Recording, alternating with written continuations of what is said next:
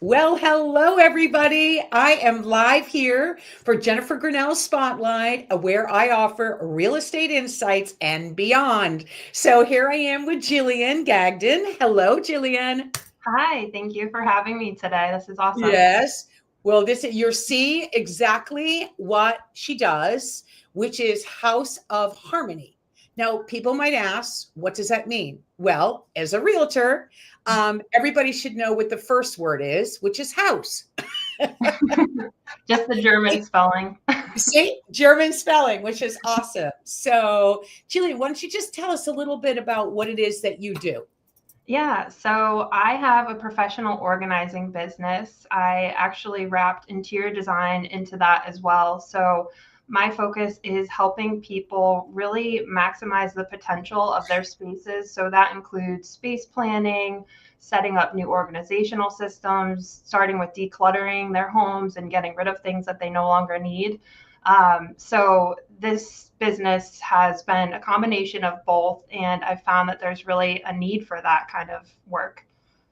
Well, as a realtor, you know that. I know. You are so needed. So that's where we're coming into our Christmas time of year, Hanukkah, whatever Yeah. holiday that people celebrate.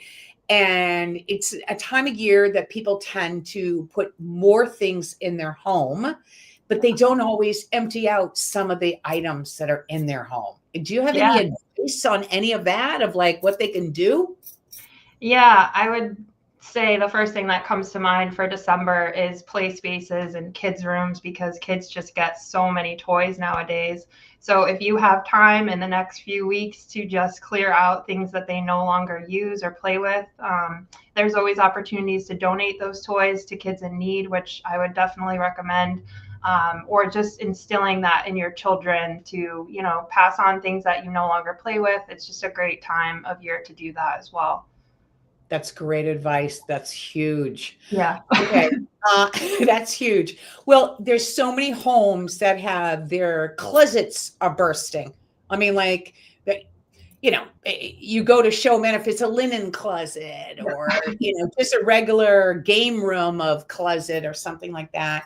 Do you have any advice of like trying to help people? Of course, it would be great if they called you, which your Yeah. number's right there, the 860-819-1135. But besides calling you, do a tip for these people, mom or dads that are home in their homes right now, or people that have that will be downsizing, of a way to have that nothing hit you in the head when you open the door?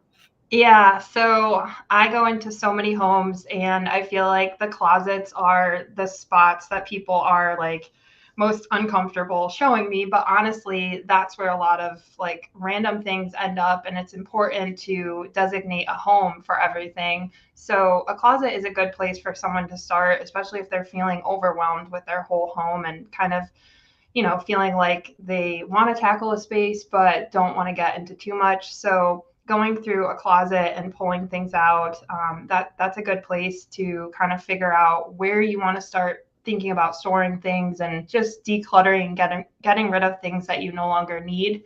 Um, so it can feel overwhelming when the rest of your home is cluttered, but just by pulling things out and starting to sort them into different categories will really Right. allow people to start thinking about, okay, this really doesn't need to live in this space. This should be closer to the garage where we're exiting, or, just get your brain starting to think in a different way versus having all this random stuff in one closet.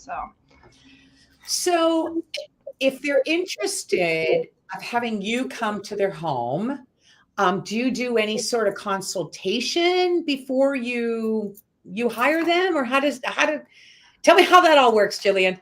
Yeah, so if someone reaches out to me through my website, I'll do a very informal 10-minute call just to get a gist of what they're working through and what they might need help with.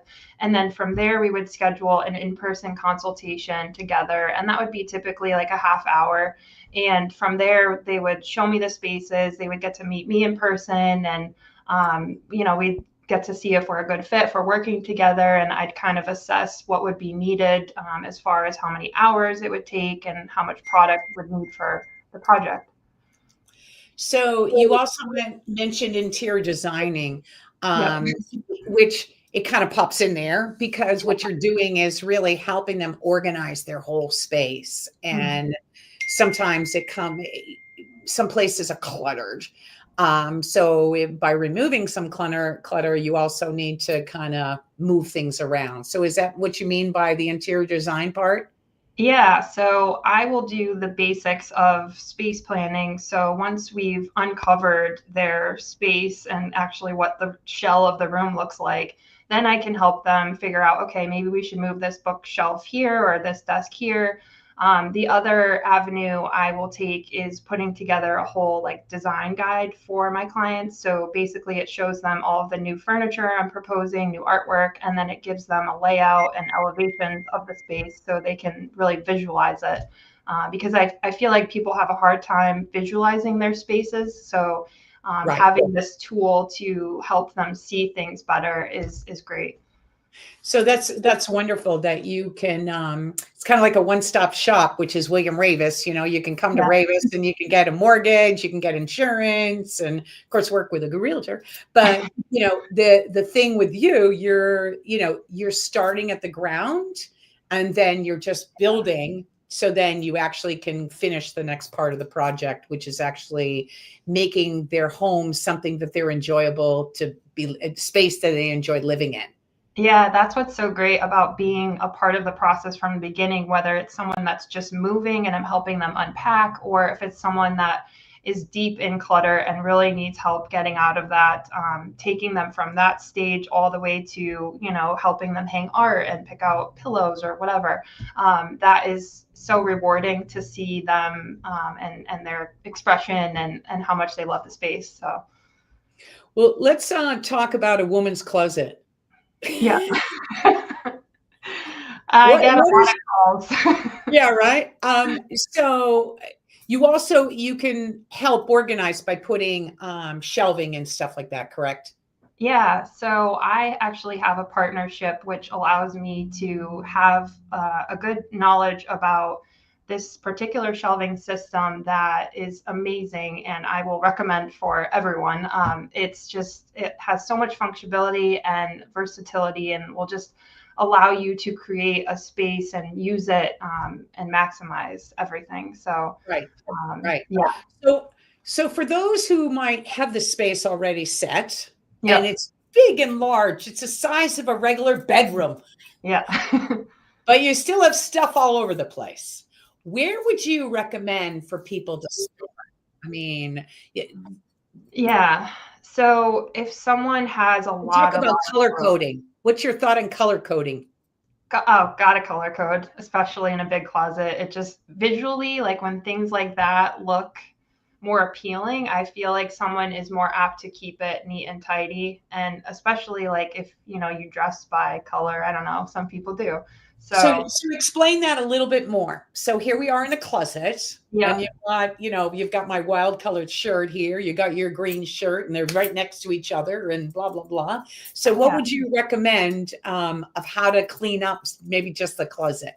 So first we would come in and we would do a declutter. So we would sort everything from pants to sweaters to jeans. And my team and I would do that. And then the client would come back in and they would go through each of the categories with us. And we would help them make decisions about which items they're ready to part with or which ones they want to keep. And then from there, we would take it to the next level of putting everything back in an organized fashion, whether that means, upgrading their hangers or including new drawer dividers, things like that to really bring it to the next level. But if they want things color coded, that would definitely be something we would be into. I just think having a visually appealing space, think of like a pantry, you're more apt to keep that in order and want to maintain it when everything has a home. Right. Well, shall we? Well, I have to talk about the coat hangers because there's so many coat hangers, and you can buy these cheap plastic white things, like so cheap. Yeah. But there's so many other hangers, and when you have the proper hanger, doesn't that also make a difference in your closet? Yeah, I mean, I go into a lot of It homes seems with really weird, right? it is. It's such a simple thing, but Right, honestly, it makes such a difference when all of your hangers are exactly the same. And right, I'm not too much of a stickler about hangers. I think that's a place where you can, find like a medium price point. So I like to change those out for people because that is an instant upgrade that doesn't have to cost a lot, but makes a huge right. impact. Yeah. That's all right. Now we can move to the pantry, right? But I Yep. mean, what I'd like to talk about too is really home offices, but let's hold off on that one. Okay. Let's go into our kitchen. Yep. Where do you want to start in the kitchen? Because kitchens, pots and pans and So the knives, I mean, it just there's everything. You know? yeah, there's so much that goes into a kitchen. I feel like that is the one place where if someone really wants to make an investment, they can invest in product for the kitchen because that will really make a difference in the daily life. So when I go into a kitchen, I start with the same process of decluttering and making sure that people, they don't have duplicates of things or they're not keeping appliances that they use so infrequently, like up front in prime real estate. So we will start there with the So declutter, when and you then talk about that, yep, you might have air fryer that can toast, but then you got the toaster there, yep, right? all these gadgets. All these gadgets. It's gadgets and gadgets. And where are they? They're all on the counters, right? Yep, yeah, But you that can organize all that so it makes sense, correct? And that's right. what you're talking about for that. Yeah, and I think I go into a lot of kitchens where they just have appliances that they rarely use up front. So that's like one huge place to start. Right, Just relocating those to like even a basement shelf or a right, garage shelf, right. out of the way.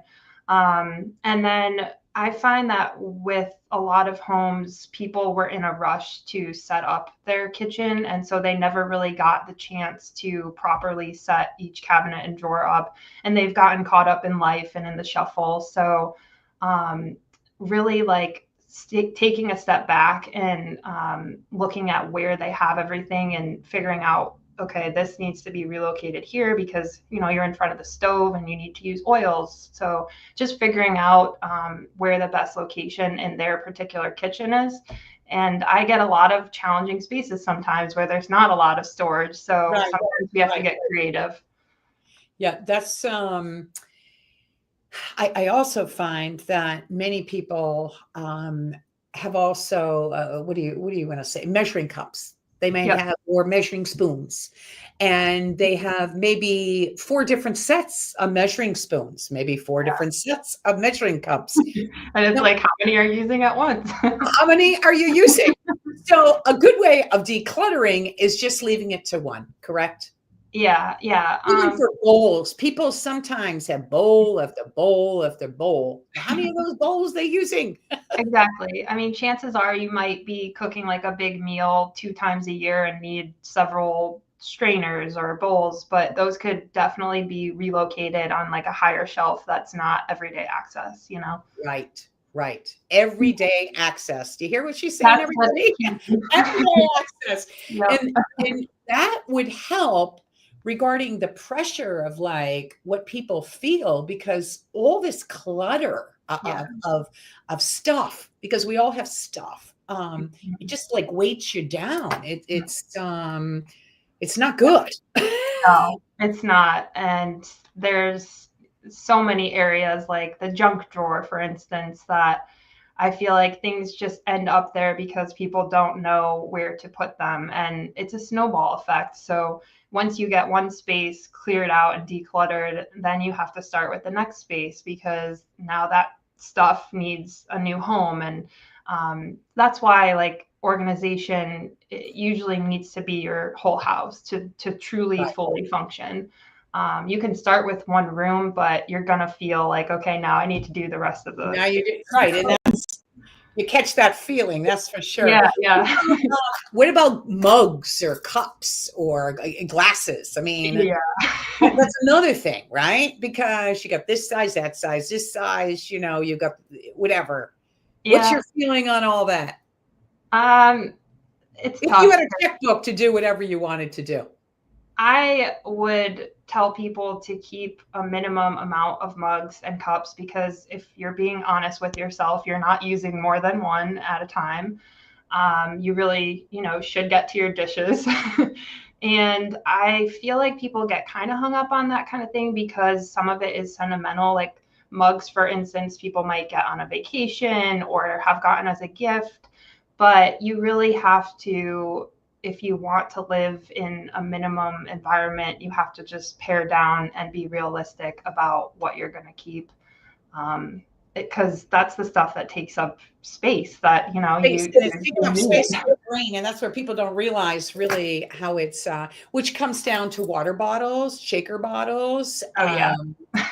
Actually, I saw on, I don't know, Instagram or something. I saw somebody had a shoe rack, like where you put your shoes in, and they had all these water bottles like in the shoe rack, and I thought, oh, that's very clever. I mean, so it's just simple things instead of, again, like having a drawer or a door that you open and it's like, whoa. Yeah. Yeah. I And mean, then, and with that too, we all have a favorite. So right. like, that's the other thing. So we have a whole cupboard Yeah. full of all this stuff. Man, again, if it's a water bottle, if it's a shaker bottle, man, if it's a glass or a mug or whatever it may be, what is your go-to? Usually it's only one of them. Exactly. But it's like that fear of getting rid of, like, oh, because what if I need it one day? But Right. it's like you gotta just kind of get over that. And another good tip for dealing with that is pull them out, put them in like a big tote, and store them in your basement. And say, like, okay, if I really miss this cup or this mug, I can go down and grab it. But otherwise, if you don't go down there, that's a good sign that you haven't missed it. That's a great tip. That's a great tip, Jillian. Just Um, to start well, with. this is where, I mean, I know you go into all different homes, and again, you will go in and kind of consult and figure out whatnot. We talked about that. Yep. So you see Jillian's number right here from the House of Harmony. She has an awesome website, so check her out with her website also. But you can always text, and she's pretty good on responding. But the 860-819-1135. But regarding labeling or storage containers, I mean, I assume you're a fan of all that.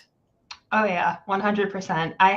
It was funny, a consult one day and they were like, do you label things? And I'm like, oh yes, like I go heavy on the labels. My team knows that. Yeah, I'm into like getting the right product, and I will stick within your budget. So if you already have like a certain tote that you really like, I always say, okay, let's stick with that. But it is nice when things look uniform and are out of cardboard boxes, especially in like long-term storage areas. Right. So we will handle all of that for you in doing the product research and shopping and acquiring it, unboxing and bringing everything to you and setting it up. Okay. So now, this is a big one. So you have somebody who, again, we can talk about their closet. There's certain items they love, right? Or it's their kitchen or the mugs. There's certain mugs they love.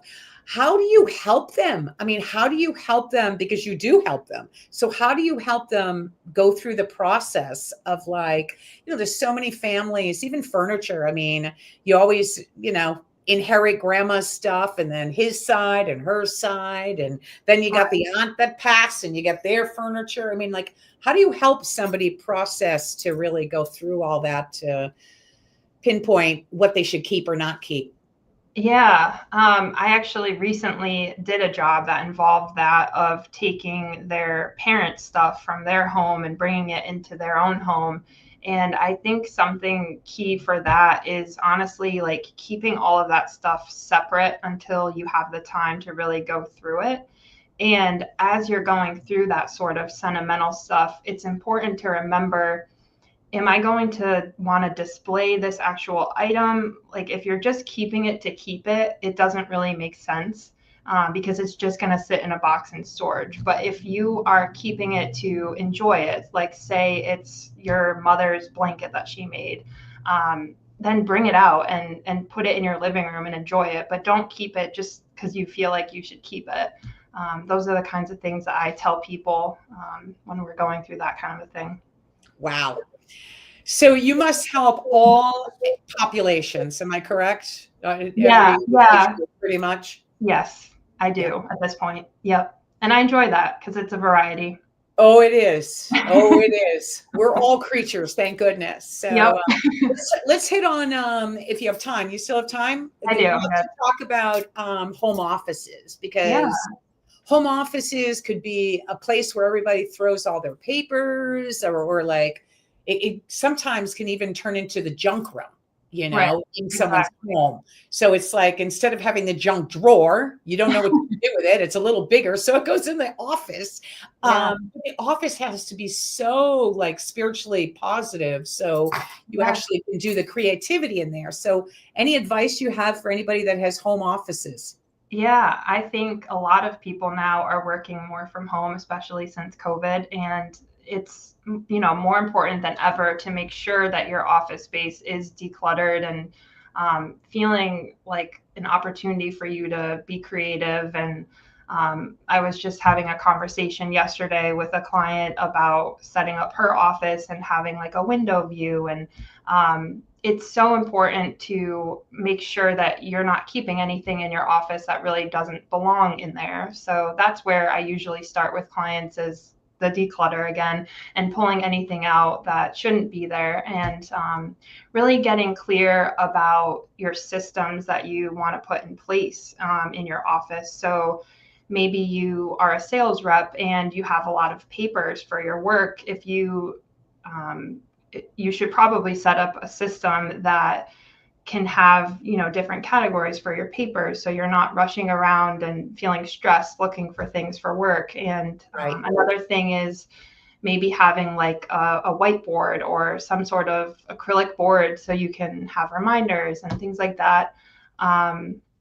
In general, it's just important to keep your workspace clear, so you're not distracted by what's on your desk. So keeping junk drawer organizers in your drawer, so you know exactly where your pens and pencils are. Just having like that basic structure in place throughout the room will help you, because then you'll have the ability to put everything back, because you'll know like where everything goes once it's set up. So it's worth it to take the time to set up those systems, so when life does get a little chaotic and things get out of control, you have a way to piece it back together when you do have the time. Right. Exactly. I have a coach actually that I work with for real estate, and I've been selling real estate for 30 years. I had this huge folder, like it could have been 30 years old. I have no idea. So I said to my coach that these are some old leads in here, His recommendation was to throw it away. There you go. Sometimes and it's you just gotta do it. Oh, do you feel so good because you're holding on to something that I'm not looking at, haven't looked at it. I don't think I'm gonna look at it. I mean, I don't even know where they came from, actually, some of them. So it's just like it's like getting rid of anything in your kitchen, getting rid of anything in any part of your home. But the office has to be very special. And you really focus a lot on that, don't you? Yeah, I am a very spiritual person. So I believe like your office should have, inspirational images and quotes and things like that are going to keep your creativity flowing, and keep your space inspirational. When you're surrounded by clutter, that's really going to bring you down and distract you. And so, yeah, it's important to keep that space neat and tidy. And so that even goes with kids who might have a hard time with the parents trying to have their children like keep their rooms clean. Sometimes it's hard for them to keep their room clean because there's no system going on within their rooms. Is this right? Isn't that kind of, the system seems to happen right before I list the property, and that's because then they get rid of everything or box it up. Yeah, exactly. But when people live normally and their kids are living there, your bed is one thing. But regarding the toys or computers or any objects in their room. It needs a place. And this is Yeah. where I think trying to get your kids to like also follow suit of what you're trying to do. Right. If you're not there to help them organize their space, it makes it tough. Yeah, I think you hit the nail on the head there with the decluttering though, because most of the time the room is not functioning well because there's just so much extra stuff in there. So I find that even clients like are so happy with just the declutter and feeling like all of that weight is out of their child's space. Because often it's clothes that they've outgrown and the parents just haven't had time to go through it, or Right. it's all those little trinket toys that kids get at birthday parties and Sure. different events that are creating that clutter. Yeah. So once you set up those systems for the kids, and in fact, we'll even work with kids and go in and show them how to use their room and show them where everything is. So they start to learn that at an early age, which I think is helpful because, you know, the parent can only do so much. They can take a little time out of, you know, a day each month to try to reset the child's room. But in the long-term scheme, we want kids to be able to handle that themselves and start building that skill. So I think coming in and meeting with the kids is like a really good way to start getting them thinking towards that. Well, we have so many things we've talked about here. And I don't even know. I mean, so I could go on. yeah, no. So like, who is there something else that you'd want to, you know, add that maybe we missed that you think is important to share? I think we touched on like a lot of good spaces that can definitely impact the home in a huge way. I would say January is a great time to get started on your home if you've been considering it. There's never really going to be like a time that people feel ready for this because it's just, you know, a big change, but it's something that people can do for themselves to take care of their homes and, you know, invest back into their home too. So with that, I'm just thinking because my brain is always going off here. But I'm thinking this would be a wonderful present for a family, wouldn't it? People are wondering like what to get, Well, maybe you could get Jillian from Harmony to come to your house and actually help you organize your home. And that would be the best. That's a gift that keeps giving. It really is. Yeah. I mean, that would be someone that doesn't. But you have a number there if somebody wants it, you know. So who really, who's your best client? Like who's your ideal person if you were to, like, you only had to like pick one ideal person? Like, what is your ideal client? I would say my ideal client is someone that really is able to trust the process and allow us to come in and really help them and work with them. People have a lot of trepidation about working with someone and having them come in their home, which I totally understand. It's hard to let someone go through your stuff, but if you can be vulnerable enough to be open to that and work with us, we can really have a huge impact in your home and create these systems that will be long lasting. Right. Yeah. That's great. And I'm sure you like people to which piggybacks what you said. It's just people that are motivated, people that are really motivated and have got to the point like, what am I going to do? Like, it's okay. I mean, this is normal. I mean, I deal with it all the time as a realtor. I'm a big lister. So I go into these homes and it's like, you know, again, it's, you're coming into the home. They don't really always want you to like maybe open that particular closet. I've been doing this 30 years. I know. Seen it all. I'll be careful as I open it. So, Jillian, you've been great. Before I go, I have some quick rapid questions I'd like to ask from you. Very simple. Okay. It's one or the other. So number one would be, do you prefer texting or talking? Probably talking. See, look at this. Yeah. Real personable person. A real energy. If you had to pick a favorite day of the week, what would you say is your favorite day of the week? Ooh, that's interesting. Probably Friday. Yeah, I think Fridays. There's just like that excitement about the weekend and what's to come. See, there you go, girl. Okay. On a scale of 1 to 10, okay, how good of a driver would you put yourself? Oh my gosh, that's funny. Yeah, no lying. No lying, I'll catch you. Oh gosh, I wonder what my family would say. Yeah, I know. I'm probably an 8. Yeah, an 8. Okay. Yeah. What would your family say? I don't know. I mean, I'm a good driver. All right, moving on. Fill in the blank for this one. Taylor Swift is a blank. Overrated. Sorry. Okay, that's what it could be. Okay, let's move to the next one. Cake or pie?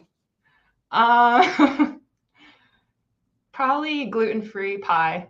There you go, girl. That's perfect.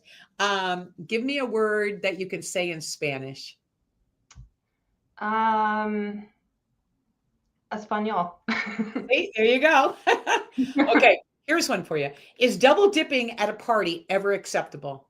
Oh my gosh, definitely not. Nope. Nope. Not on that. Okay. Did you ever go to sleepaway camp? I don't think so. No. Yeah, there you go.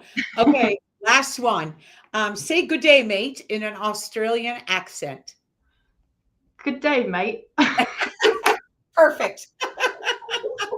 Okay, girlfriend. Thank you so much. Listen, I'm talking to Jillian Gagden here. That's her number at House of Harmony. It's not spelled like house, House. It's spelled Haus. It's the German way. So thank you so much for your time. Is there anything else you want to add before we sign off?